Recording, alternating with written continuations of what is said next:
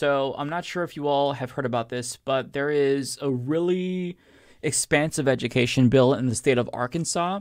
And the governor of Arkansas is none other than Sarah Huckabee Sanders. And the bill itself is probably going to be signed into law by the time most of you even see this. But the bill is a bit of a mixed bag. It has some horrible elements, but then it has, some provisions, or I should say one provision that is pretty good.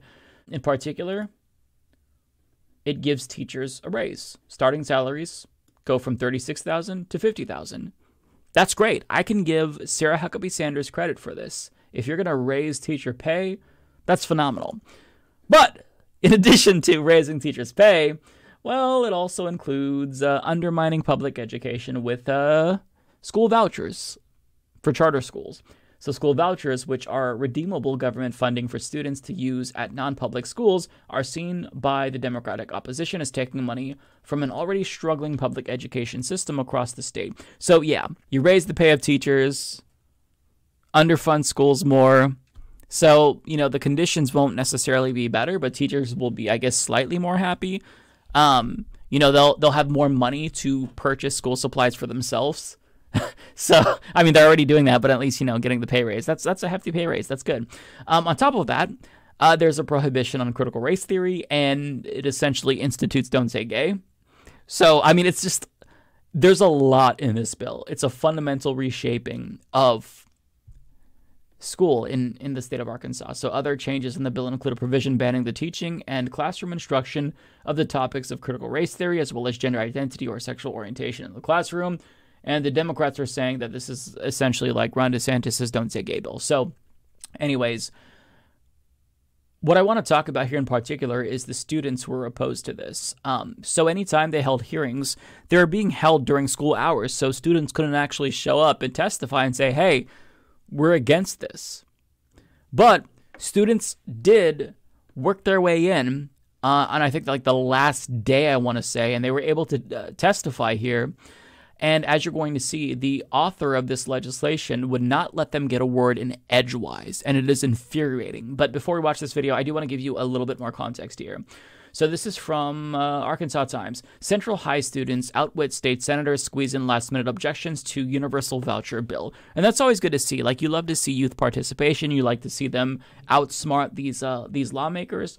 And they did. They showed up and they were able to give their objections. And some of the memes that they're sharing about the sponsor of this bill is genuinely hysterical. So Senate Education Committee Chairman Senator Jane English, North Little Rock, found herself embattled Monday afternoon as a crew of quick-thinking Little Rock Central High students found creative ways to make their objections to a monumental school privatization bill known, despite her stonewalling. While their thwarted attempts to deliver their full arguments left some of them in frustrated tears, the students from Central High could hardly have done a better job getting out their message. The Arkansas Lawrence bill needs wholesale amendments, and the students who will be affected by it deserve to be heard. So English worked almost nonstop to silence the 10 students who signed up to speak at what's expected to be the final committee hearing on Arkansas Learns, but let the 2 adults who testified at the end take their full 2 minutes, which is very fucked up.